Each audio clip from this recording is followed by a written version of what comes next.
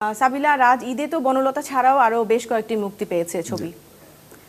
কি মনে হচ্ছে কোন মুভিটি আসলে আপনি সবার আগে দেখতে যাবেন এই বনলতার পাশাপাশি? আমার মনে হয় যে আমার এইবারের ঈদটা যারা বাংলা সিনেমা প্রেমী ওদের জন্য অনেক বড় একটা উৎসবের মাধ্যম। কারণ আমরা যারা সিনেমাতে কাজ করি ওরা সবাই চায় যে ভালো সিনেমা হোক, ভালো সিনেমা আসুক।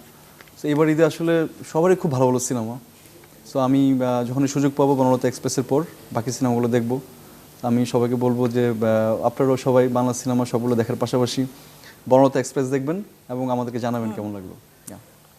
সাবিলা, সাকিব খানের প্রিন্স, আফরান নিশো, চঞ্চল চৌধুরীর দম, আপনার বন্ধু সিয়ামের রাক্ষস, আপনার হিট ছবির ডিরেক্টর রায়হান রাফির প্রেসার কুকার, কোনটির টিকিট কাটা হবে সবার আগে?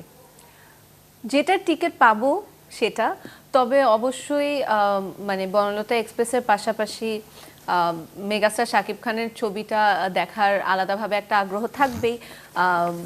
সেই সাথে যেহেতু ওনার কো আর্টিস্ট হচ্ছে ফারিনও আমার খুবই মানে আমাদের দুজনেরই খুবই ভালো, হ্যাঁ খুবই ভালো ফ্রেন্ড, প্লাস সিয়াম আমার খুব ভালো বন্ধু, রাফির প্রেসার কুকার পরিচিত মানুষ, হ্যাঁ, এবং মানে রেদওয়ান রনির মানে দমের পরিচালক, তার হাত দিয়েই আমার আসলে ছোট পর্দার জার্নি শুরু হয়েছে। তো সবার সাথেই আসলে একটা মানে সুন্দর কানেকশন আছে।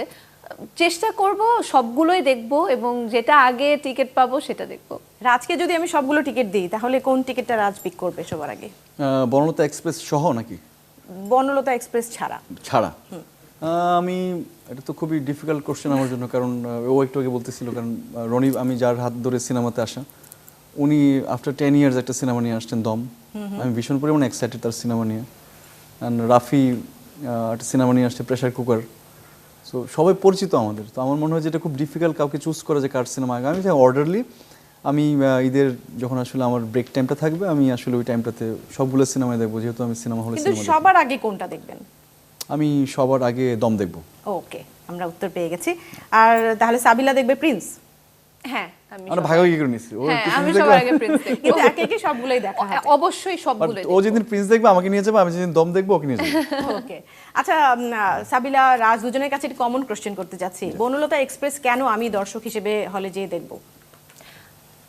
আপনি যদি মানে একটা ছবি দেখতে চান যেটা পরিবারের সাথে আপনি এনজয় করতে পারবেন, পরিবারের কিছু হোলসাম মোমেন্টস আপনি একসাথে সেলিব্রেট করতে পারবেন, সেই ছাড়া হুমায়ূন আহমেদ স্যারের উপন্যাস অবলম্বনে আমাদের দুর্দান্ত একটা ছবি, উৎসবের ডিরেক্টরের সিনেমা, আই থিঙ্ক এছাড়াও আরেকটা বড় কারণ হচ্ছে আমাদের যেসব এত গুণী গুণী অভিনয় শিল্পীরা আছে তাদের অভিনয়ের কারিশমা দেখার জন্য হলেও বনলতা এক্সপ্রেস সবাই পরিবার সহ উপভোগ করতে পারবে। রাজ?